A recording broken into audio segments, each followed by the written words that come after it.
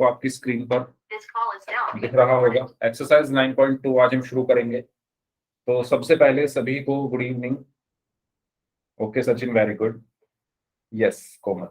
तो सबसे पहले सभी को गुड इवनिंग। और जो हमारी एक्सरसाइज 9.2 है उसका सबसे पहले हमने पहला क्वेश्चन हालांकि कर लिया था, लेकिन कुछ बच्चों की डिमांड है कि सर एक बार और बता देना, तो मैं एक बार फिर से क्वेश्चन नंबर 1 से ही इस एक्सरसाइज को शुरू करने वाला हूं और फिर आगे के क्वेश्चन हम करेंगे। ठीक है, तो क्वेश्चन नंबर 1 शुरू करने से पहले मैंने आपको जो पिछली क्लास में चीजें बताई थी उसको थोड़ा ध्यान कर लेते हैं, वो आपको जरूरी है रिवाइज करनी।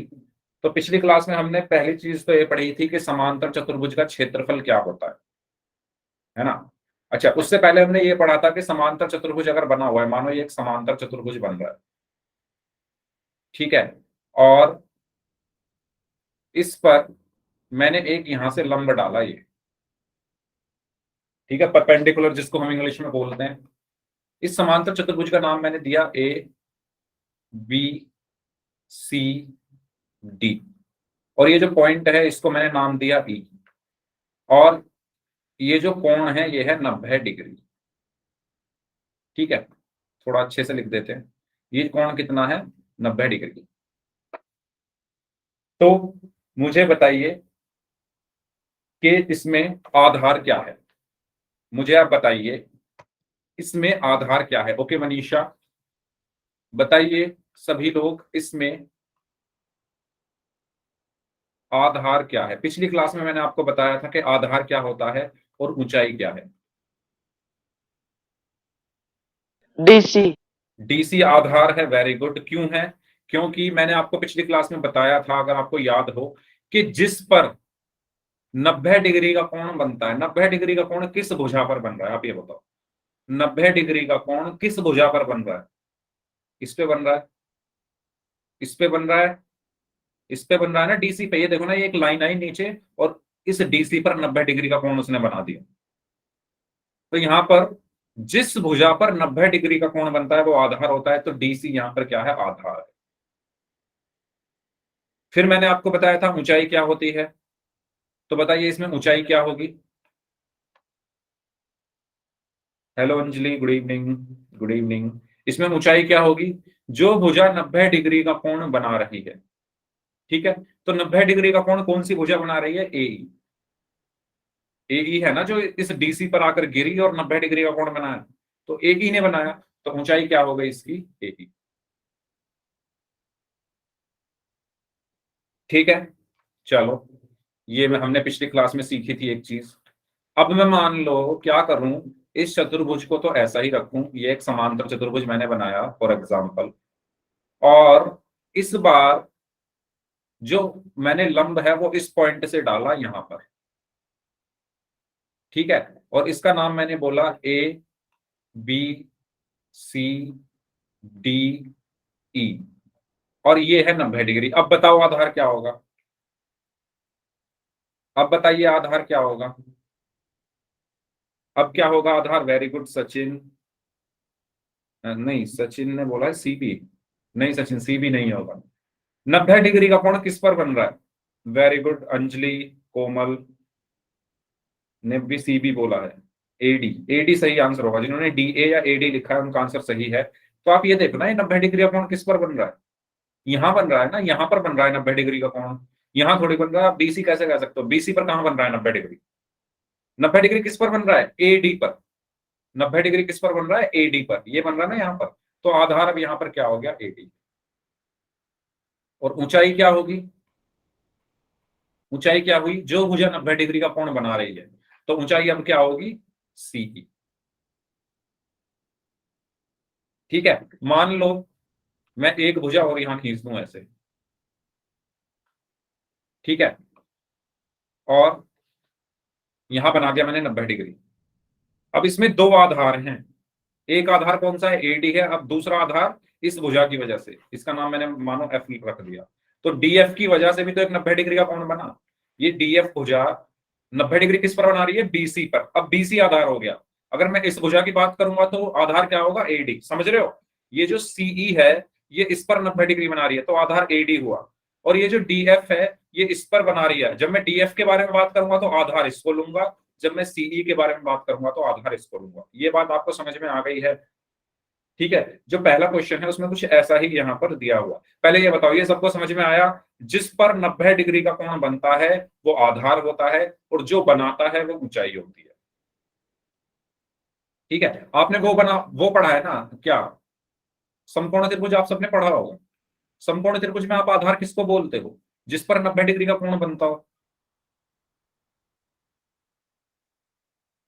ठीक है, मान लो ये एक समकोण त्रिभुज है और मैं इसको बोलूं यहां 90 डिग्री बन रहा है।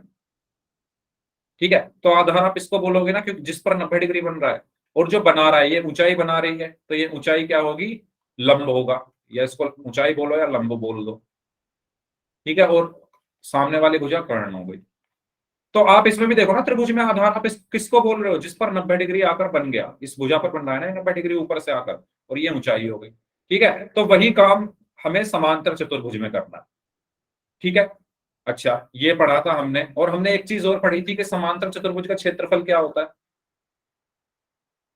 समांतर चतुर्भुज का क्षेत्रफल, ये हमने पढ़ा था कि समांतर चतुर्भुज का क्षेत्रफल क्या होता है? आधार गुणा ऊंचाई। ठीक है, इसको आपको याद रखना।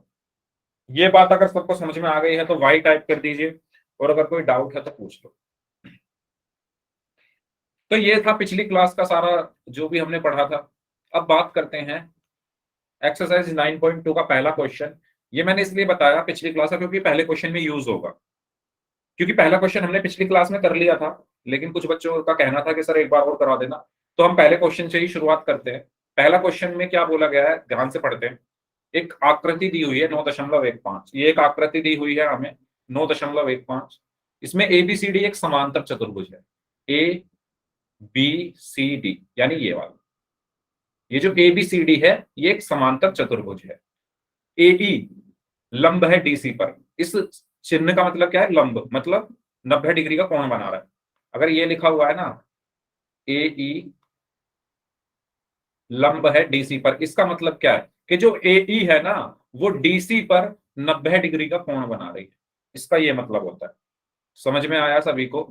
दोबारा बता रहा हूं, जैसे ये लिखा हुआ है एई और ये इस तरीके का चिन्ह लगा हुआ है डीसी, इसका मतलब ये होता है, कहने का मतलब कि जो एई है वो डीसी पर क्या बना रहा है? लंब बना रहा है, 90 डिग्री का कोण बना रहा है ना। या हम इसको ऐसे पढ़ सकते हैं कि एई जो है वो परपेंडिकुलर है डीसी पर। इंग्लिश में ऐसे पढ़ेंगे, हिंदी में पढ़ेंगे एई लंब है डीसी पर, यानी एई डीसी के ऊपर 90 डिग्री बना रहा है। तो आप देखो एई कहां है, ये रहा एई, और डीसी कहां है, ये रहा डीसी। तो ये एई जो है डीसी पर क्या बना रहा है? 90 डिग्री बना रहा है। आप चित्र में भी देख सकते हो। ये बात आपको समझ में आई सभी को? ठीक है, उसके बाद दूसरी चीज बोली गई है कि जो सी एफ है, जो सी एफ है वो एडी पर 90 डिग्री बना रहा है। गुड इवनिंग साक्षी। सी एफ क्या कर रहा है? सी एफ का है, ये रहा सी एफ, किस पर 90 डिग्री बना रहा है? एडी पर, ये रहा एडी।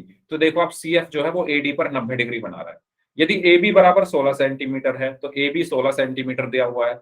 एई बराबर 8 सेंटीमीटर है, एई 8 सेंटीमीटर दिया है। सी एफ बराबर 10 सेंटीमीटर है, सी एफ 10 सेंटीमीटर दिया है। तो एडी ज्ञात कीजिए, एडी हमें निकालना। ठीक है, शुरू करें क्वेश्चन को। चलो शुरू करते हैं। मैंने आपको पिछली क्लास में बताया था कि मैं मतलब ऐसे भी कर सकता हूं इसको कि इस चित्र को जो ये आकृति दी हुई है इसी के अंदर सॉल्व कर लूं, लेकिन मैं ऐसा नहीं करूंगा क्योंकि बेसिकली हमें समझने में आसानी होनी चाहिए। तो मैं क्या कर रहा हूं, इस पूरे चित्र को मैं क्या कर रहा हूं, इस पूरे चित्र को इसको मैं तोड़ देता हूं। तोड़ूंगा कैसे? यानी एक मैं समांतर चतुर्भुज बनाऊंगा, उसमें ये वाला लंब डाल दूंगा, और दूसरा समांतर चतुर्भुज बनाऊंगा उसमें ये वाला लंब डाल दूंगा। देखो कैसे, ध्यान से देखना। मैंने एक समांतर चतुर्भुज बनाया,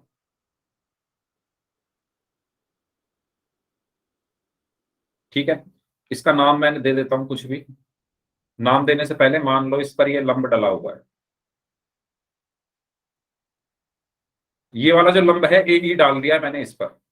इसका मैंने नाम दिया ए बी सी डी और ये लंब डला हुआ है। अगर मैं कहूं चतुर्भुज ए बी सी डी का क्षेत्रफल क्या होगा तो क्या होगा बताओ।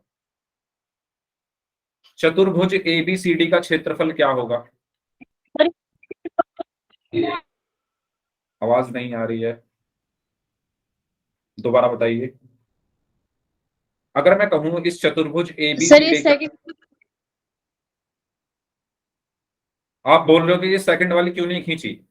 सेकंड वाली मैं खींचूंगा अभी। मैंने क्या किया, इस चित्र को तोड़ दिया है। तोड़ा कैसे है? पहले मैं इस वाले लंब को लगा रहा हूं, अब दोबारा से फिगर बनाऊंगा। चलो इसको यहीं बना देता हूं, है ना, बाद में बात करते हैं उसकी, क्योंकि उससे आपको डाउट ना रहे। मैंने दोबारा से इसको बनाया और अब मैं सेकंड वाले को,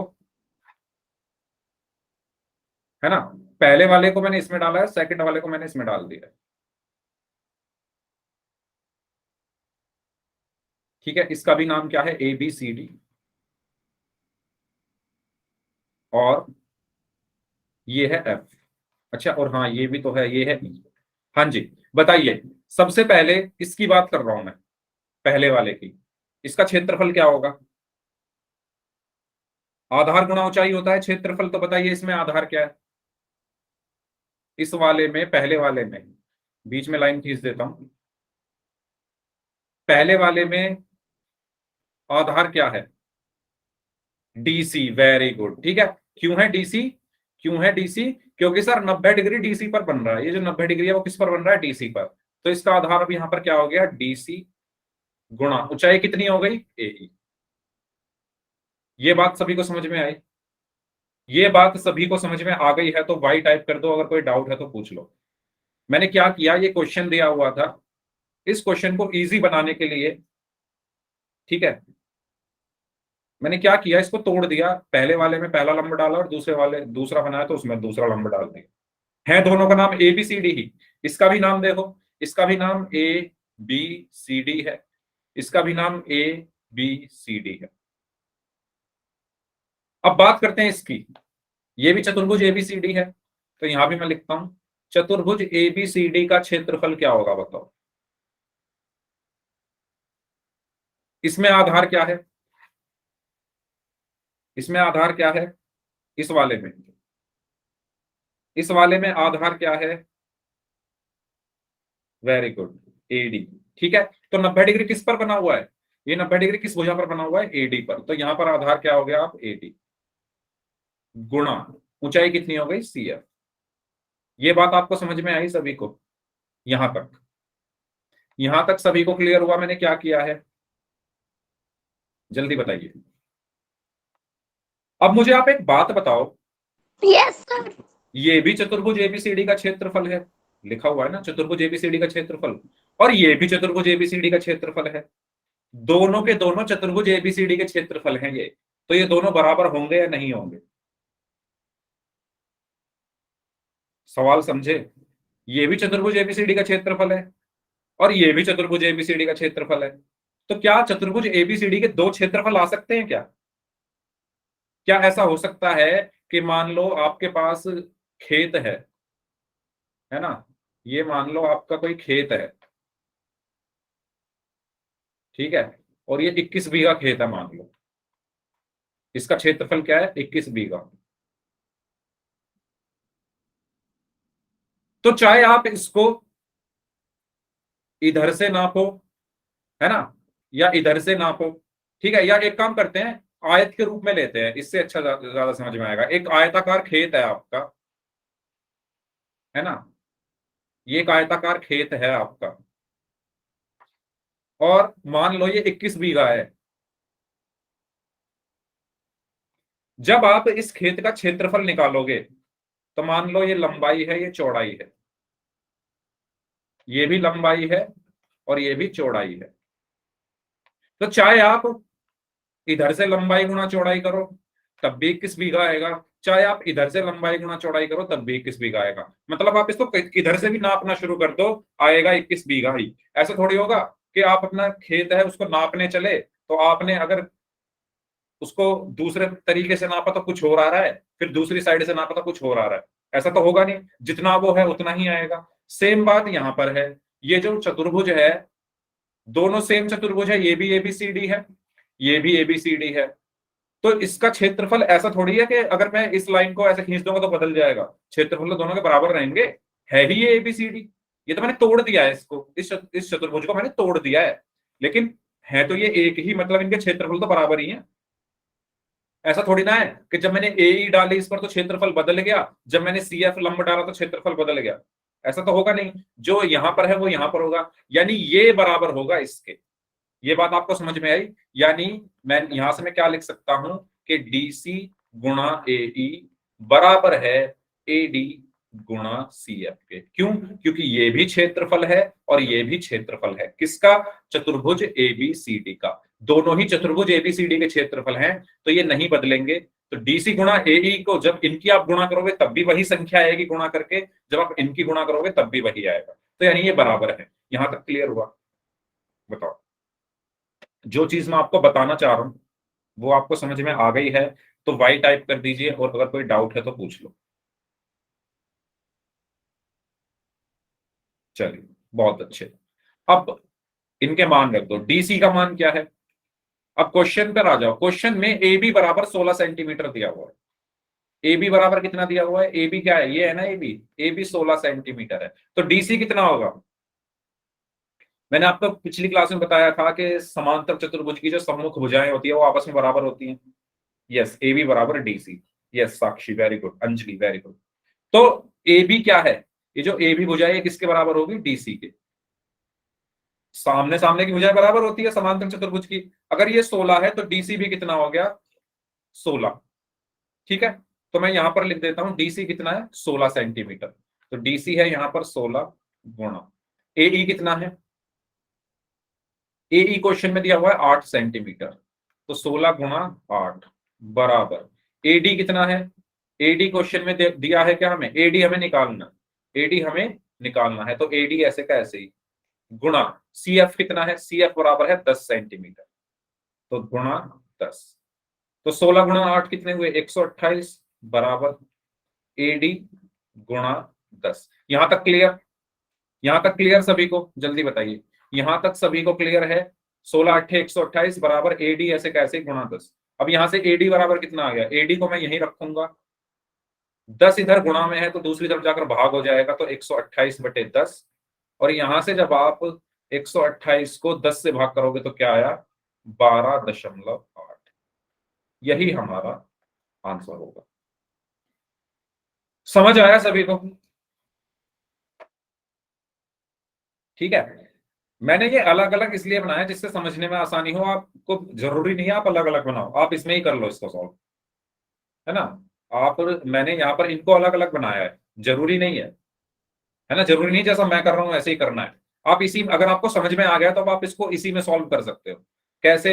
एक बार जब आप कैसे सॉल्व करोगे इसमें वो भी देखो। जब आपने ऊंचाई ली एई तो आधार था डीसी, जब आपने ऊंचाई ली एई तो आधार था डीसी, तो इस त्रिभुज का क्षेत्रफल क्या होगा? एई गुणा डीसी। जब आपने ऊंचाई ली सीएफ तो आधार था एडी, जब आपने ऊंचाई ली सीएफ तो आधार था एडी, तो इसी त्रिभुज का सॉरी इसी चतुर्भुज का क्षेत्रफल क्या हो जाएगा? सीएफ गुणा एडी। तो इस चतुर्भुज के दो क्षेत्रफल आ रहे हैं, एई गुणा डीसी और सीएफ गुणा एडी, जो कि आपस में बराबर होंगे, क्योंकि ये चतुर्भुज का एक ही तो क्षेत्रफल होगा, कोई डबल डबल तो होंगे नहीं। ठीक है, तो इसलिए मैंने दोनों को यहां पर बराबर रख दिया, डीसी गुणा एई बराबर एडी गुणा सीएफ, सबके मान इसमें रख दिए और एडी का मान मेरे पास आ गया। इस तरीके से हमने पहला क्वेश्चन कंप्लीट किया। बताइए, ठीक है, सभी को क्लियर? आर्यन अगेन, ठीक है आर्यन, बताओ कौन सा पॉइंट समझ में नहीं आया? पूरा ही समझ में नहीं आया क्या? आर्यन देखो, चतुर्भुज का क्षेत्रफल होता है आधार गुणा ऊंचाई। आधार वो होता है जिस पर 90 डिग्री बन रहा हो। आपने क्लास लेट ज्वाइन किया क्या आर्यन? कोई बात नहीं, ठीक है। आधार वो होता है जिस पर 90 डिग्री का कोण बन रहा हो, और ऊंचाई वो होती है जो 90 डिग्री का कोण बना रही हो। आधार क्या होता है? जिस पर 90 डिग्री का कोण बन रहा हो, ऊंचाई वो होती है जो 90 डिग्री का कोण बना रही है। तो मैंने क्या किया है, ये क्वेश्चन था आपका, मैंने इस क्वेश्चन को तोड़ दिया है। तोड़ा कैसे है, एक बार मैंने ऊंचाई ये ले ली और दूसरी वाले चित्र में मैंने ऊंचाई ये वाली ले ली। ठीक है, तो मैंने इस एक आकृति से दो आकृति आपको बना दी। जब आपने पहली आकृति को देखा तो वहां से क्षेत्रफल क्या हुआ, आधार गुणा ऊंचाई। आधार क्या होगा, क्योंकि 90 डिग्री डीसी पर बन रहा है तो डीसी आधार हुआ, गुणा ऊंचाई क्या हो गई, ए। जब आपने इस वाली आकृति को देखा तो इसमें आधार क्या होगा, आधार वो होता है जिस पर 90 डिग्री बन रहा हो। 90 डिग्री किस पर बन रहा है, एडी पर। तो आधार हुआ एडी गुणा ऊंचाई क्या हो गई, जो 90 डिग्री बना रही है यानी सीएफ। तो ऊंचाई हो गई सीएफ। अब इस चतुर्भुज का क्षेत्रफल है डीसी गुणा एई और एडी गुणा सीएफ। दोनों एबीसीडी का क्षेत्रफल है। देखो, ये भी चतुर्भुज एबीसीडी का क्षेत्रफल है और ये भी चतुर्भुज एबीसीडी का क्षेत्रफल है। तो किसी भी चीज के दो क्षेत्रफल तो आ नहीं सकते, है ना। अगर ये पेन है, मैं कहूं इसका क्षेत्र, इसका वो निकालो, क्षेत्रफल निकालो, तो इसके दो क्षेत्रफल आएंगे क्या। या मैं कहूं इस पेन की लंबाई निकालो, क्या आप इसकी दो लंबाइयां निकालोगे, एक ही तो होगी कुछ, एग्जैक्ट। तो वही चीज इसके पास है। ये चतुर्भुज एबीसीडी है, ये भी एबीसीडी है, दोनों के क्षेत्रफल कोई एक ही संख्या होगी। तो यानी डीसी गुणा एई का मान भी वही होगा जो एडी गुणा सीएफ का होगा, इसलिए मैंने इन दोनों को बराबर रख दिया। और जब मैंने इन दोनों को बराबर रखा तो डीसी, अब यहाँ पर एबी का मान 16 सेंटीमीटर दिया हुआ है क्वेश्चन में, तो एबी के सामने वाली भुजा डीसी है, समांतर भुजाओं की सम्मुख भुजाएं बराबर होती है, तो इसलिए डीसी भी 16 सेंटीमीटर आ गया। तो डीसी की जगह मैंने 16 गुणा एई, क्वेश्चन में 8 सेंटीमीटर दिया हुआ है, तो एई की जगह 8 सेंटीमीटर रखा बराबर एडी गुणा सीएफ, कितना दिया हुआ है क्वेश्चन में, 10 सेंटीमीटर, तो सीएफ की जगह 10 सेंटीमीटर रखा। अब 16 की 8 में गुणा करोगे तो 128 बराबर एडी गुणा 10। एडी यहीं पर रखा, 10 इधर जाकर भाग में चला गया, तो एडी बराबर 128 बटे 10, और 128 को जब 10 से भाग करोगे तो 12.8 आंसर आएगा। ठीक है, इस तरीके से हमने इस क्वेश्चन को किया। पिछली क्लास में भी हमने ये कर लिया था और आज एक बार फिर से मैंने आपको बता दिया है। ठीक है, अब बात करते हैं सेकंड क्वेश्चन की, क्वेश्चन नंबर 2। तो क्वेश्चन नंबर 2 को करने से पहले, जैसा कि क्लास शुरू होने से पहले भी मैं आपको बता रहा था कि आपको एक नियम पता होना चाहिए। वो नियम क्या होता है, ध्यान से देखना। इस नियम को अगर आप ध्यान से देख लोगे तो क्वेश्चन समझ में आएंगे, अगर नहीं देखोगे तो एक भी क्वेश्चन समझ में नहीं आएगा। तो अभी जो अब जो टाइम शुरू हो रहा है ना, इस क्लास का बहुत महत्वपूर्ण समय है। ध्यान से सुनना मेरी बात, मैं जो भी कहने वाला, मैं कह रहा हूं एक समांतर चतुर्भुज है, ये एक चतुर्भुज है। ठीक है, अगर मैं इसके अंदर एक त्रिभुज बना दूं इस तरीके से, और वो त्रिभुज कैसा होना चाहिए, समान आधार और एक ही समांतर रेखाओं के बीच की आकृति होनी चाहिए, जो हमने एक्सरसाइज 9.1 में सीखा था। आप देखो, इनके आधार एक जैसे हैं। मैंने आपको बताया था, चलो मैं इसका नाम भी दे देता हूं, उसके बाद समझते हैं। अगर मैं इसका नाम यहां पर लिख दूं, ए बी सी डी, एक चतुर्भुज है एबीसीडी और उसके अंदर एक त्रिभुज है ईडीसी।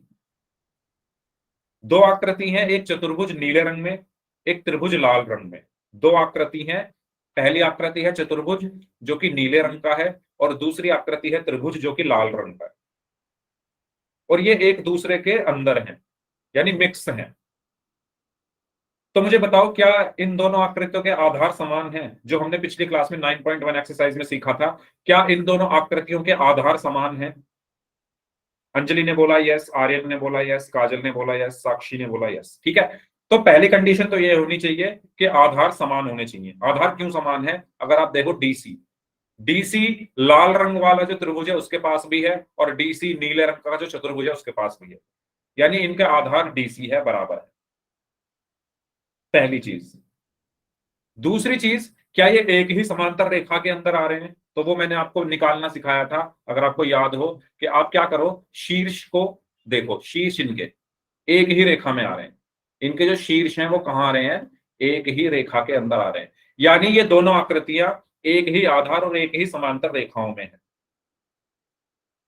ठीक है, ये बात आपको समझ में आई? क्रिश, जो मैं बता रहा हूं प्लीज उस पर ध्यान दे लो। अगर ये समझ में नहीं आया तो कुछ समझ नहीं आएगा, मैंने पहले ही कहा था। पोल का रिजल्ट मैं आपको बता दूंगा, रुक जाओ, पहले ये क्वेश्चन तो समझ लो, पोल के रिजल्ट का क्या करोगे, एग्जाम है 1 हफ्ते बाद, इसमें से क्वेश्चन आ गया तो फिर कहोगे हाँ ये समझाया तो था सर ने लेकिन भूल गए। तो ये बात आपको समझ में आ गई है कि ये दोनों आकृतियों के आधार एक जैसे हैं और ये एक ही समांतर रेखाओं के बीच में स्थित है। ये बात अगर सबको क्लियर है तो जल्दी से वाई टाइप कर दो, और अगर कोई डाउट है तो पूछो। ये बात अगर सभी को क्लियर है, कौन सी बात, कि ये दोनों आकृतियों का आधार समान है और ये एक ही समांतर रेखाओं के बीच में स्थित है। ठीक है, अब मेरी बात सुनो, अगर तब भी जब भी ऐसा हो, कैसा हो, एक समांतर चतुर्भुज हो, उसके अंदर एक त्रिभुज हो, और वो दोनों आकृति एक ही समांतर रेखा और एक ही आधार के बीच में हो, तो हमेशा याद रखना जो त्रिभुज का क्षेत्रफल है, त्रिभुज का जो क्षेत्रफल है वो आधा होता है चतुर्भुज के क्षेत्रफल के। समझ में आया मैंने क्या बताना चाहा है आपको? मैंने बताना चाहा है कि जब भी कोई त्रिभुज किसी समांतर चतुर्भुज के अंदर है और वो इस प्रकार है कि दोनों के आधार समान हैं और दोनों एक ही समांतर रेखाओं के बीच में आ रहे हैं, तो जो त्रिभुज का क्षेत्रफल होगा, यानी ये जो त्रिभुज है ना ईडीसी, इसका जो क्षेत्रफल होगा वो आधा होगा इस पूरे चतुर्भुज के क्षेत्रफल के, यानी एबीसीडी के। अगर ये बात सबको समझ में आ गई है तो जल्दी से वाई टाइप कर दो, और अगर कोई डाउट है तो पूछ लो। ये लाइन अगर सबको समझ में आ गई है तो जल्दी से वाई टाइप कर दीजिए, और अगर कोई डाउट है तो पूछ लीजिए। ठीक है, क्योंकि इसी लाइन पर अब सारे question, question number 2, question number 3, question number 4, question number 5, question number 6, exercise 9.2 के सारे क्वेश्चन इसी से होंगे। किससे? कि त्रिभुज का क्षेत्रफल बराबर होगा 1/2 गुणा चतुर्भुज के क्षेत्रफल के, जब कोई भी त्रिभुज किसी चतुर्भुज के अंदर इस प्रकार है कि दोनों के आधार समान हैं और दोनों एक ही समांतर रेखाओं के बीच में स्थित है। क्वेश्चंस की तरफ चलें। अब क्वेश्चन में इसको हम इंप्लीमेंट करेंगे, है ना, अप्लाई करेंगे क्वेश्चन के अंदर। तो क्वेश्चन नंबर 2 से शुरू करने वाले हैं हम। तो पहले बताओ ये चीज सबको क्लियर है, तो अब चलते हैं क्वेश्चन नंबर 2 की तरफ। आते हैं क्वेश्चन नंबर 2 पर। रिपीट करना है सचिन। देखो, पिछली क्लास में मैंने आपको बताया था एक ही आधार और एक ही समांतर रेखाओं के बीच में आकृतियां कैसे बनती है, क्या वो आपको पता है? अगर आप इन दोनों आकृतियों को देखो, इसमें दो आकृति है, एक है समांतर चतुर्भुज और एक है त्रिभुज। त्रिभुज को मैंने लाल रंग में बनाया है और समांतर चतुर्भुज को मैंने नीले रंग में बनाया। ये दोनों आकृतियां एक दूसरे, मतलब त्रिभुज जो है वो समांतर चतुर्भुज के अंदर है, त्रिभुज समांतर चतुर्भुज के अंदर है, और दोनों का आधार बराबर है, क्योंकि त्रिभुज का आधार भी डीसी है और चतुर्भुज में भी डीसी आ रहा है, तो दोनों का आधार बराबर है और दोनों आकृतियां एक ही समांतर रेखाओं के बीच में स्थित है। जब भी ऐसा हो, जब भी ऐसा हो, कैसा हो, कि किसी चतुर्भुज के अंदर कोई त्रिभुज आ रहा हो और दोनों आकृतियां यानी त्रिभुज और चतुर्भुज का आधार समान हो और दोनों एक ही समांतर रेखाओं के बीच में स्थित हो, जब भी आपको ऐसा कहीं दिखे तो हमेशा याद रखना त्रिभुज ईडीसी का जो क्षेत्रफल है, यानी ये जो त्रिभुज है लाल रंग का, इसका जो क्षेत्रफल है वो क्या होगा? आधा होगा चतुर्भुज एबीसीडी, यानी पूरे क्षेत्रफल के। इस त्रिभुज का क्षेत्रफल जो लाल रंग का जो त्रिभुज है, इसका क्षेत्रफल, यानी ये कितना क्षेत्र घेरेगा? आधा क्षेत्र घेरेगा इस पूरे एबीसीडी के। यानी एबीसीडी अगर 50 सेंटीमीटर स्क्वायर का क्षेत्र घेर रहा है तो त्रिभुज कितना घेरेगा? 25 का। अगर एबीसीडी 100 सेंटीमीटर स्क्वायर का क्षेत्र घेर रहा है तो त्रिभुज कितना घेरेगा? आधा, यानी 50 का। यानी त्रिभुज का क्षेत्रफल आधा होगा इस चतुर्भुज के क्षेत्रफल के। ये मैं आपको बताना चाह रहा हूं। इस लाइन का जो यूज होगा, इस पर डायरेक्ट क्वेश्चन भी पूछा जा सकता है। कैसे? आपको ऐसे बनाकर दे देगा और आपसे कह देगा कि अगर चतुर्भुज एबीसीडी का क्षेत्रफल 500 सेंटीमीटर स्क्वायर है तो त्रिभुज का क्षेत्रफल बताओ, त्रिभुज ईडीसी का क्षेत्रफल बताओ। तो इस फॉर्मूले का यूज करना है। कितना होगा? मैंने, अब आप यहां पर साफ देख सकते हो, देखने में ही पता चल रहा है कि त्रिभुज का क्षेत्रफल कम है ना। हमें देखने में क्या पता चल रहा है कि जो ये त्रिभुज है ये कम जगह में है, बस इतनी सी जगह में ही तो है, इतना ही तो क्षेत्र घेरा हुआ है। क्षेत्रफल का मतलब क्या होता है कि कितना क्षेत्र घेरा हुआ है।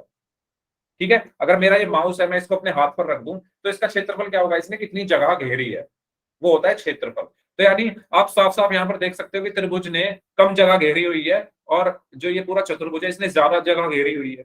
तो त्रिभुज का क्षेत्रफल इससे कम ही होगा। कितना कम होगा? आधा होगा। यानी अगर ये 500 सेंटीमीटर स्क्वायर है पूरा क्षेत्रफल, तो त्रिभुज का कितना होगा? 250, आधा।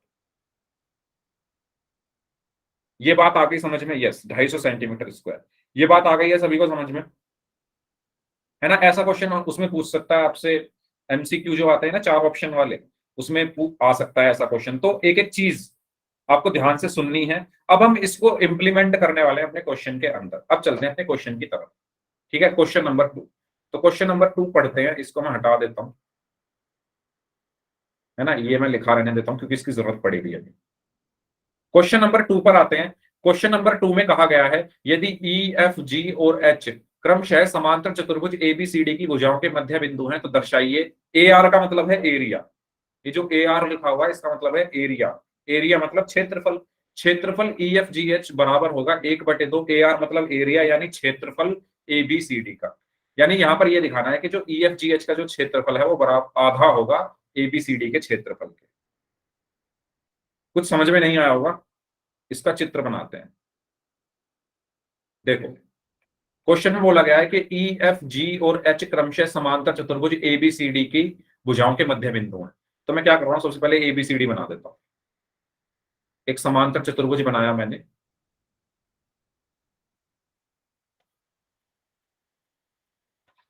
ठीक है, इसका नाम मैंने क्या रखा? A B C D. ठीक है, ई एफ जी एच क्या है? इसके मध्य बिंदु है। मानो ई इसका मध्य बिंदु है, एफ इस भुजा का मध्य बिंदु है, जी इस भुजा का मध्य बिंदु है, और एच इस भुजा का मध्य बिंदु है। जो क्वेश्चन में लिखा हुआ है, क्वेश्चन में क्या लिखा हुआ है? ई एफ जी और एच क्या है? समांतर चतुर्भुज ए बी सी डी की भुजाओं के मध्य बिंदु है। तो ए बी सी डी की भुजाएं कौन कौन सी हैं? ए बी तो उसका मध्य बिंदु ई, बी सी उसका मध्य बिंदु एफ, सी डी उसका मध्य बिंदु जी, और ए डी उसका मध्य बिंदु एच। यहां तक क्लियर हुआ? उसके बाद बोला गया है, तो दर्शाइए कि एरिया यानी क्षेत्रफल ई एफ जी एच। अब ई एफ जी एच कैसे बनेगा? तो ई एफ जी एच में बना देता हूं, ई एफ,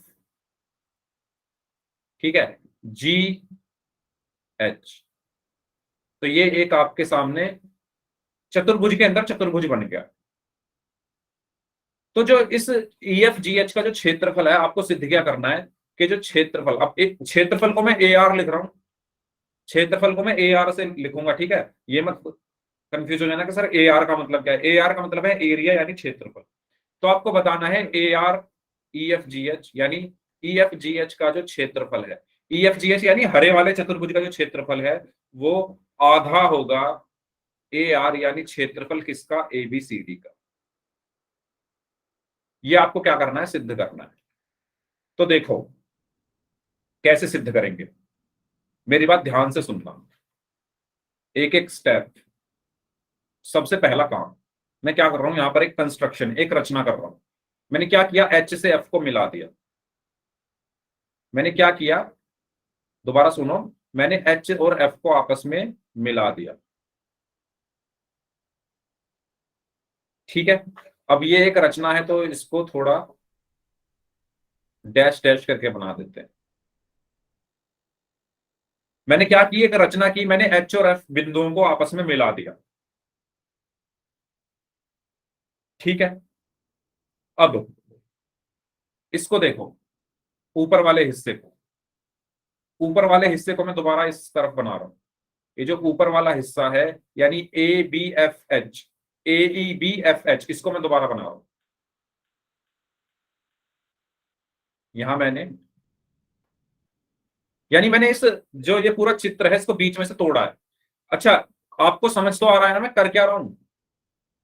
कोई भी पॉइंट मिस मत करना। पहले मैंने चतुर्भुज बनाया, उसके मध्य बिंदु थे, उनको मिला दिया, फिर बीच में एक रचना की है। ठीक है, अब मैं क्या कर रहा हूं? ऊपर वाला जो हिस्सा है, ऊपर वाला हिस्सा मतलब एच एफ बी ए, इसको इधर बना रहा हूं। ठीक है, इधर देखो मैं कैसे बना रहा हूं। अच्छा, उसी कलर में बना लेते हैं जिससे हमें कंफ्यूजन ना हो।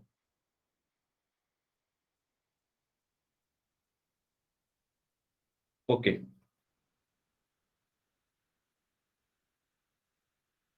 ठीक है, अब ये वाली लाइन मैंने इस तरह खींची, और ये वाली लाइन मैंने इस तरह खींची। और इनके मैं नाम जो थे वो मैं यहां पर लिख रहा हूं ए ई बी एफ एच। यहां तक कोई डाउट?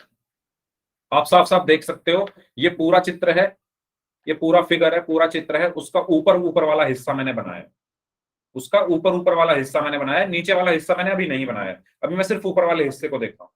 ऊपर वाले हिस्से को आप ध्यान से देखो, एक चतुर्भुज है, एक चतुर्भुज है क्या, ए बी एफ एच, और उसके अंदर एक त्रिभुज है ई एफ एच। क्या आपको दिख रहा है? एक चतुर्भुज है ए बी एफ एच, और उसके अंदर एक त्रिभुज है ई एफ, हाँ ई एफ एच। पहले ये बताओ, ये सबको दिख रहा है या नहीं दिख रहा? एक चतुर्भुज है ए बी एफ एच, और उसके अंदर एक त्रिभुज है ई एफ एच, ये वाला हरे वाला। ठीक है, तीसरी साइड भी चलो इसकी बना देता हूं जिससे हमें कोई कंफ्यूजन ना हो। लो, अब दिख रहा है त्रिभुज, हरे वाला त्रिभुज और लाल वाला चतुर्भुज। सभी को दिख रहा है तो वाई टाइप कर दो, अगर कोई नहीं दिख रहा है तो नो टाइप कर दो। और ये जो दिख रहा है सबको, ये कुछ ऐसा ही तो था, ये देखो, ये कुछ ऐसा ही तो है। यानी जब भी एक चतुर्भुज के अंदर त्रिभुज बना, आधार दोनों के बराबर है ना? जो चतुर्भुज का आधार है एच एफ है, त्रिभुज का आधार भी एच एफ है। ठीक है, इसी प्रकार दोनों जो है एक ही समांतर रेखाओं के बीच में स्थित है। तो मैंने आपको क्या बताया था कि जो त्रिभुज का क्षेत्रफल होता है वो आधा होता है चतुर्भुज के क्षेत्रफल के। तो यहां से मैं क्या लिख सकता हूं, यहां से मैं वही लाइन यहां पर लिख रहा हूं कि त्रिभुज का जो क्षेत्रफल है, यानी त्रिभुज E F H A R करके लिख देते हैं, क्षेत्रफल त्रिभुज ई एफ एच बराबर होगा 1/2 गुणा ए आर, यानी क्षेत्रफल चतुर्भुज ए बी एफ एच। ये बात आपको समझ में आई मैंने क्या लिखी है?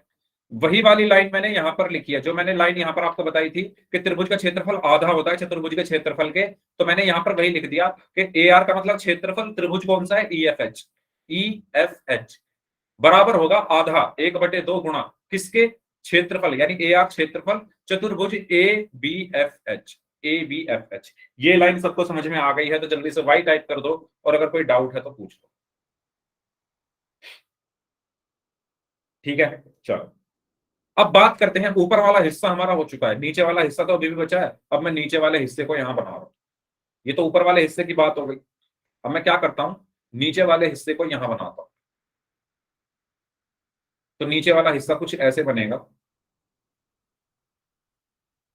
मैं अलग अलग इसलिए बनाता हूं जिससे हमें मतलब समझ में आए, एक में फिर वो समझ में नहीं आएगा। हो सकता है आ भी जाए, है ना?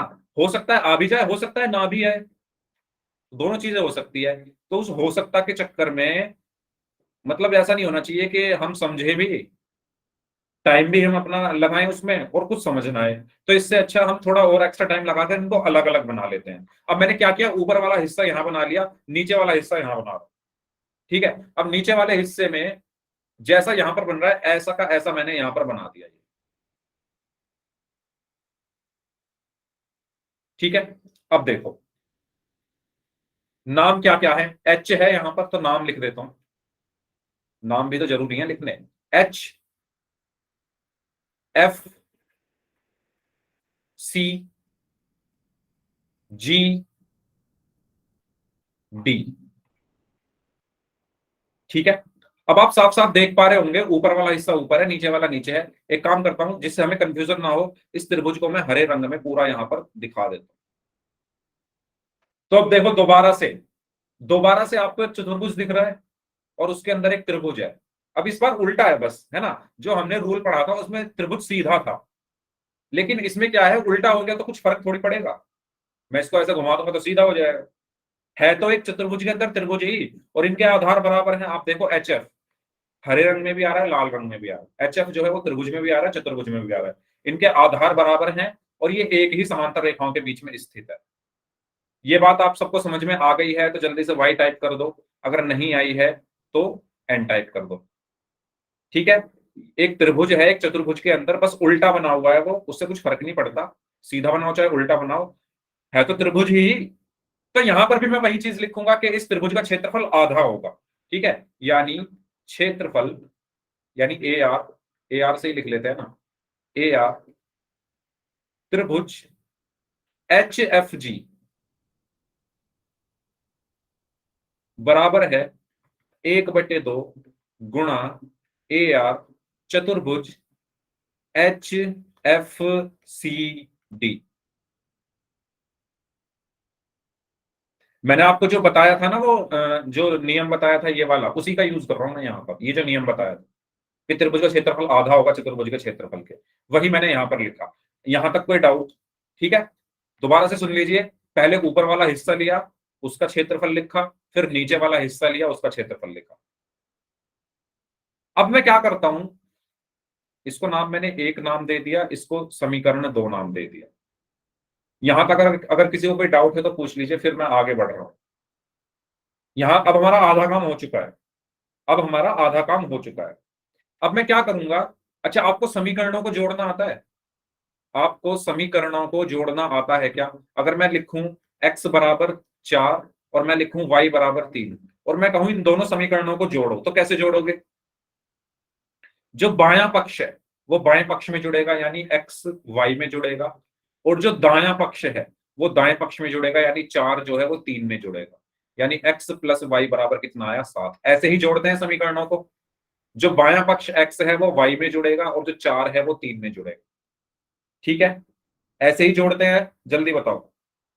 ये सबको आता है, कोई डाउट हो तो पूछो। x y में जुड़ा तो x प्लस वाई, 4 3 में जुड़ा तो 4 प्लस 3, तो x प्लस वाई 4 और 3 7। अब मैं यहीं पर वही काम करूंगा, है ना, यहां पर भी मैं क्या करूंगा, इन दोनों को जोड़ूंगा, इसको और इसको, यानी जो बायां पक्ष है वो बाएं पक्ष में जुड़ेगा और जो दायां पक्ष है वो दाएं पक्ष में जुड़ेगा। तो 1 और 2 को जोड़ने पर इसको मैं मिटा देता हूं। ठीक है, अब मैं यहां पर क्या लिख रहा हूं कि 1 और 2 को जोड़ने पर, ठीक है, तो ऐसे लिख देता हूं 1 प्लस 2। इसका मतलब है कि मैं 1 और 2 को जोड़ रहा हूं, तो बायां पक्ष यानी क्षेत्रफल त्रिभुज ई एफ एच प्लस, ये इसमें जुड़ेगा बाएं में, क्षेत्रफल त्रिभुज एच एफ जी बराबर, जो दायां पक्ष है 1/2 गुणा क्षेत्रफल चतुर्भुज ए बी एफ एच, ठीक है, वो किस में जुड़ेगा? दाएं में ही जुड़ेगा, यानी इसमें, प्लस 1/2 गुणा क्षेत्रफल चतुर्भुज एच एफ सी डी। ये बात आपको समझ में आ गई है तो जल्दी से वाई टाइप करके मुझे बता दो। ये जो लाइन मैंने लिखी है ये सबको समझ में आ गई है? मैंने दाएं को दाएं में जोड़ा, बाएं को बाएं में जोड़ा, रिपीट करना है। देखो, बराबर के एक तरफ क्या है? क्षेत्रफल त्रिभुज ई एफ एच, और इधर बराबर के बाईं ओर क्या है? क्षेत्रफल त्रिभुज एच एफ जी, तो इनको जोड़ दिया। बराबर के बाईं तरफ क्षेत्रफल त्रिभुज ई एफ एच, तो क्षेत्रफल त्रिभुज ई एफ एच, और इसमें बराबर के बाईं तरफ क्षेत्रफल त्रिभुज एच एफ जी, जो क्षेत्रफल त्रिभुज एच एफ जी, इन दोनों को जोड़ा। अब दाईं ओर क्या है? 1/2 गुणा क्षेत्रफल ए बी एफ एच, तो 1/2 गुणा क्षेत्रफल A B F H plus, क्योंकि जोड़ रहा हूं ना, 1/2, दूसरी वाली समीकरण में दाईं ओर क्या है? 1/2 गुणा क्षेत्रफल एच एफ सी डी, 1/2 गुणा क्षेत्रफल एच एफ सी डी, इस तरह जोड़ा है। ठीक है, साहिल, सत्यवान नाम से काजल, मनीषा, सभी लोग बताइए। बाएं को बाएं में जोड़ा है, दाएं को दाएं में जोड़ा है, कुछ नहीं किया। आपको देखने में लग रहा होगा सर क्या लिख दिया, जब आप खुद से करोगे तो पता चल जाएगा। इसको इसमें जोड़ा है, इसको इसमें जोड़ा है, जैसे x को y में जोड़ा था 4 को 3 में, इसको इसमें जोड़ा, इसको इसमें जोड़ा। अब देखो, मेरी बात ध्यान से सुनो। क्षेत्रफल त्रिभुज ई एफ एच, क्षेत्रफल त्रिभुज E F H, E F H कहां है? इसमें देखो, अपने जो चित्र है, ई एफ एच कहां है? ये है ई एफ एच, यानी ऊपर वाला क्षेत्रफल, ऊपर वाला त्रिभुज, प्लस क्षेत्रफल त्रिभुज एच एफ जी, क्षेत्रफल त्रिभुज एच एफ जी यानी नीचे वाला। इनको अगर मैं जोड़ दूं तो क्या आएगा? हाँ, E F H plus H F G. अगर मैं ई एफ एच और H F G, E F H यानी ये त्रिभुज, और एच एफ जी यानी नीचे वाला त्रिभुज। जब मैं इन दोनों को जोड़ दूंगा तो पूरा चतुर्भुज आएगा या नहीं आएगा? अरे इस त्रिभुज और इस त्रिभुज को जोड़, अगर मैं एक साथ जोड़ दूंगा तो ये पूरा चतुर्भुज आ जाएगा। जल्दी बताओ, ये पूरा चतुर्भुज आ जाएगा या नहीं आएगा? ठीक है, तो यानी इसको और इसको जोड़ने पर क्या आया? चतुर्भुज ई एच जी एफ। ठीक है, चतुर्भुज ई एफ जी एच लिख दो, या ई एफ जी एच, यानी ऊपर वाला त्रिभुज और नीचे वाले त्रिभुज को जोड़ने पर क्या आया? चतुर्भुज ई एफ जी एच। तो इन दोनों को जोड़ने पर क्या आया? चतुर्भुज ई एफ जी एच का एरिया या क्षेत्रफल बराबर, इसमें देखो इसके पास भी 1/2 है, इसके पास भी 1/2 है, तो 1/2 कॉमन आ गया। ब्रैकेट में अंदर क्या बचा? क्षेत्रफल चतुर्भुज A B F H plus क्षेत्रफल चतुर्भुज एच एफ सी डी। यही बचेगा, बताइए, यही बचेगा। 1/2 इसके पास भी था, 1/2 इसके पास भी था, वो मैंने कॉमन निकाल लिया बाहर। अंदर क्या बचा? ये प्लस ये, वो मैंने यहां लिख दिया। ठीक है, अब देखो इन दोनों को जोड़ना है। A B F H, A B F H, तो ए बी एफ एच का है ए बी एफ एच यानी ऊपर वाला चतुर्भुज, ये वाला ए बी एफ एच, ये वाला, और प्लस प्लस क्या है? H F C D. H F C D मतलब नीचे वाला, H F C D, A B F H plus H F C D. जब मैं ऊपर वाला और नीचे वाला चतुर्भुज दोनों को जोड़ दूंगा तो क्या बनेगा? ए बी सी डी बनेगा या नहीं बनेगा? जब मैं ऊपर वाला चतुर्भुज ए बी एफ एच, ये बन रहा ना ए, अच्छा यहीं से देख लो, ए बी एफ एच ये रहा और एच एफ सी डी ये रहा, इनको आपस में जोड़ दूंगा मैं तो लाल वाला हमारा पूरा हो जाएगा ना चतुर्भुज, यानी ए बी सी डी बना। तो यहां पर क्या आ गया? यहां पर क्या आ गया? बराबर 1/2 ए आर चतुर्भुज ए बी सी डी, और इधर था ए आर, ये इसको ऐसे कैसे लिख दिया? चतुर्भुज ई एफ जी एच। और यही चीज तो हमें सिद्ध करनी थी, यही चीज तो हमें सिद्ध करनी थी। समझ में आया सभी को? बताइए, सभी को समझ में आया? देखो आप अपनी बुक में यही सिद्ध करना था हमने, तो ऐसे करना है। कैसा लगा क्वेश्चन? मजा आया करने में? खुद से करोगे ना, जैसे जब आज की क्लास खत्म हो जाएगी, जब उसके बाद जब आप खुद से क्वेश्चन सॉल्व करोगे, रिकॉर्डिंग का आप रिकॉर्डिंग की आप हेल्प ले लेना। एक बार करोगे, 2 बार करोगे, तीसरी बार खुद से इसको कर लोगे और मजा आएगा करने में। ठीक है, चलिए क्वेश्चन सॉल्व। यस, बड़ा नहीं है ये, बड़ा आपको इसलिए लग रहा है क्योंकि मैंने सॉल्व किया है, मैंने सॉल्व किया इसलिए बड़ा लग रहा है ये। खुद से सॉल्व करोगे ना छोटा लगने लगेगा। ठीक है, आगे बढ़े, क्वेश्चन नंबर 3 करें। क्वेश्चन, बस आपको ये रूल पता होना चाहिए ये वाला, कि एक चतुर्भुज उसके अंदर त्रिभुज, तो त्रिभुज का क्षेत्रफल आधा होता है चतुर्भुज के। ऐसे ही एक चतुर्भुज उसके अंदर त्रिभुज, त्रिभुज का क्षेत्रफल आधा होता है चतुर्भुज के। उन दोनों को जोड़ दो। जोड़ने पर आपको बस यहां पर फिर देखना है, इस वाले त्रिभुज को इस वाले त्रिभुज को जोड़ोगे तो ये चतुर्भुज बन गया, ऊपर वाले चतुर्भुज और ऊपर नीचे वाले चतुर्भुज को जोड़ोगे तो पूरा चतुर्भुज बन गया। ठीक है, यही आपका आंसर आएगा। ठीक है, चलो क्वेश्चन नंबर 3 स्टार्ट करें। क्वेश्चन नंबर 3 आसान है, क्वेश्चन नंबर 3 बहुत आसान है, 2 लाइन का क्वेश्चन है, बस करें। चलो करते हैं। क्वेश्चन नंबर 3 में कहा गया है कि P और Q क्रमशः समांतर चतुर्भुज ABCD की भुजाओं DC और AD पर स्थित बिंदु हैं। दर्शाइए कि AR का मतलब मैंने बताया क्षेत्रफल, AR का मतलब होता है एरिया, और एरिया को हम बोलते हैं क्षेत्रफल, ये आपको पता होगा। AR APB बराबर AR यानी क्षेत्रफल BQC, यानी इन दोनों त्रिभुज का जो क्षेत्रफल है वो बराबर होगा। तो कर लेते हैं इसको, तो बहुत आसान है ना? आप खुद देखोगे, आपको खुद को आसान लगेगा। P और Q क्रमशः, पहले चित्र बना लो, कुछ भी ना समझ में आए चित्र तो बनाओ। समांतर चतुर्भुज है एक ABCD, है ना, एक समांतर चतुर्भुज है ABCD, इस तरीके से, इसका मैंने नाम दिया A B C and D की भुजाओं DC और AD। DC का है, ये DC है और ये AD है। डीसी और एडी पर स्थित बिंदु हैं, कौन कौन? पी और क्यू। तो पी जो है वो डीसी पर है और क्यू जो है वो एडी पर है। ठीक है, इसके बाद क्या बोला गया है? दर्शाइए कि एरिया यानी क्षेत्रफल एपीबी, एपीबी कहां बनेगा? एपीबी बनाओ पहले, ए पी और बी, ये बन गया। अरे बन जा। ठीक है, थोड़ा इधर बन गया, दोबारा खींचनी पड़ेगी लाइन।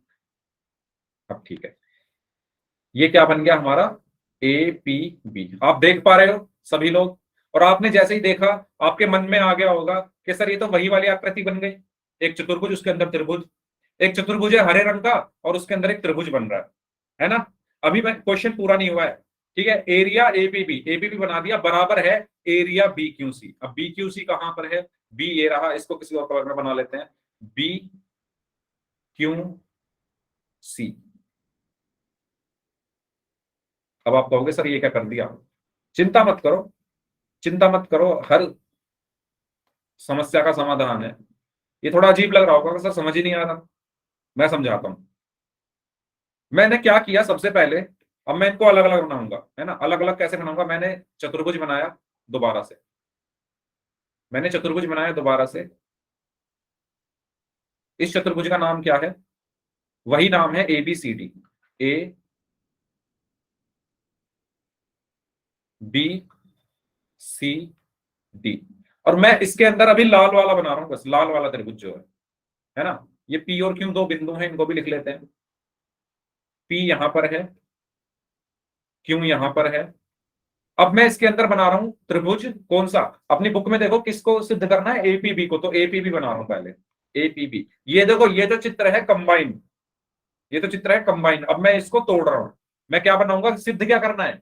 एपीबी बराबर है। तो पहले एपीबी देखो, ए पी और बी, इसको देखो। क्या मैं यहां पर लिख सकता हूं कि जो क्षेत्रफल होगा त्रिभुज एपीबी का बराबर होगा 1/2 गुणा क्षेत्रफल एबीसीडी? क्या मैं ये लिख सकता हूं? बताओ, क्या मैं ये लिख सकता हूं? मैंने अब आपको अभी नियम बताया था कि जब किसी चतुर्भुज के अंदर कोई त्रिभुज आ रहा हो और त्रिभुज और चतुर्भुज के आधार एक जैसे हों और वो दोनों एक ही समांतर रेखाओं के बीच में स्थित हो, तो त्रिभुज का क्षेत्रफल यानी एपीबी का क्षेत्रफल आधा होगा पूरे चतुर्भुज के क्षेत्रफल के, यानी एबीसीडी के। लिख सकता हूं? सभी लोग बताओ, सभी लोग बताइए। हाँ जी, लिख सकता हूं, लिख सकता हूं। चलो, तो ये तो बात हो गई लाल वाले त्रिभुज की। अभी एक और है नीले वाला, इसको भी बना लेते हैं, है ना? इसको मैं नीचे बना देता हूं या साइड में बना लेते हैं। वही वाला एक हरे रंग का चतुर्भुज है, ठीक है? इसके अंदर इसके नाम है ए बी सी डी, यहां पर पी है और यहां पर क्यू है। ये किसके बराबर दिखाना था क्वेश्चन में? B Q C. तो बी क्यू सी अब मैं यहां पर बना रहा हूं, B Q C, B Q C. ठीक है, सबको दिख रहा है बी क्यू सी? तो क्या मैं इसको लिख सकता हूं क्षेत्रफल, बीच में लाइन खींच देते हैं, क्या मैं इसको लिख सकता हूं क्षेत्रफल बी क्यू सी बराबर है 1/2 गुणा क्षेत्रफल एबीसीडी? क्या मैं ये लिख सकता हूं? क्योंकि इस चतुर्भुज के भी अंदर एक त्रिभुज बना हुआ है जिसका आधार समान है और दोनों समांतर रेखाओं के बीच में स्थित है। बताइए, ये दोनों लाइन समझ में आई? एक लाइन मैंने लिखी है लाल वाले त्रिभुज के लिए जब मैंने एपीबी की बात की, ठीक है? और एक लाइन मैंने लिखी है बीक्यूसी के लिए यानी नीले वाले त्रिभुज के लिए। तो दोनों के लिए क्या ये स्टेटमेंट सही है? मुझे जल्दी से बता दो। देखो भाई, अगर नहीं समझ में आया हो तो मुझसे पूछ लेना। ये स्टेटमेंट कहां से आई? ये मैंने आपको बिल्कुल शुरू में बताई थी कि इसका बहुत यूज है। Question number 2, question number 3, question number 4, 5, 6 सब में ये ही यूज होगा। तो त्रिभुज का जो क्षेत्रफल होता है आधा होता है चतुर्भुज के क्षेत्रफल के, तो इसीलिए यहां पर भी ये जो त्रिभुज है इसका क्षेत्रफल आधा हो गया इस चतुर्भुज के क्षेत्रफल के। अब आप एक बात बताओ, ध्यान से देखना, ये भी बराबर है 1/2 गुना क्षेत्रफल एबीसीडी के, और ये भी बराबर है 1/2 गुना क्षेत्रफल एबीसीडी के। क्या आप देख पा रहे हो? ये भी इसके बराबर है 1/2 गुना क्षेत्रफल एबीसीडी, और ये भी किसके बराबर है 1/2 गुना क्षेत्रफल एबीसीडी। तो जब ये भी इसके बराबर है और ये भी इसके बराबर है तो ये आपस में बराबर होंगे या नहीं? यानी अगर मैं कहूं x बराबर 5 है और y बराबर भी 5 है, तो क्या x बराबर y है? x भी 5 के बराबर, y भी 5 के बराबर, तो मैं सिंपल कह सकता हूं x y के बराबर है। ये लाइन समझ में आई सभी को?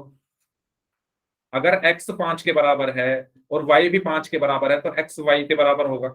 ठीक इसी प्रकार अगर ये भी 1/2 गुना क्षेत्रफल एबीसीडी के बराबर है और ये भी 1/2 गुना क्षेत्रफल एबीसीडी के बराबर है, तो मैं यहां से लिख दूंगा क्षेत्रफल त्रिभुज एपीबी बराबर होगा क्षेत्रफल त्रिभुज बीक्यूसी। ये बात आपको समझ में आई सभी को? और यही हमें प्रूव करना था। मैंने कहा था 2 लाइन का क्वेश्चन है, सॉरी 1 लाइन और बढ़ गई। समझ में आया सभी को? बताइए। तो 3 लाइन का है ये बस। तो सभी को समझ में आ गया है कैसे किया? ओके, चलिए। तो समय की भी हमें मतलब इजाजत नहीं दे रहा समय के आप और आगे जाओ। समय बहुत जल्दी जल्दी भाग रहा है, हमसे भी तेज भाग रहा है। तो इस क्लास को हम यहीं तक रखते हैं। अब इसके आगे के जो क्वेश्चन है वो नेक्स्ट क्लास में करने पड़ेंगे हमें। मैं सोच रहा था आज ही हो जाए, लेकिन मतलब इंटरेस्टिंग लगा आपको? ये बताइए। समय इजाजत नहीं दे रहा आगे बढ़ने की। इंटरेस्टिंग लगा आपको? मजा आया पढ़ने में, इन क्वेश्चंस को करने में? Good night, good night. ठीक है, तो इस क्लास को हम यहीं तक रखते हैं। हाँ जी, बता देना कैसा लगा आज क्लास में। मतलब मैंने पूरी कोशिश की कलरफुल बनाने की, क्लास को कलरफुल बनाने की कोशिश की, डिफरेंट डिफरेंट कलर की हेल्प से, फिगर्स को तोड़ तोड़ कर, कलर कर करके मैंने आपको समझाने की कोशिश की है। उम्मीद करता हूँ आपको बहुत अच्छा लगा होगा, समझ में आया होगा, क्वेश्चंस के बारे में आपको आपने कुछ नया सीखा होगा। ठीक है, तो इस क्लास को हम यहीं तक रखते हैं। अब जिनके डाउट्स हैं वो आप अपने डाउट्स पूछ लीजिए, और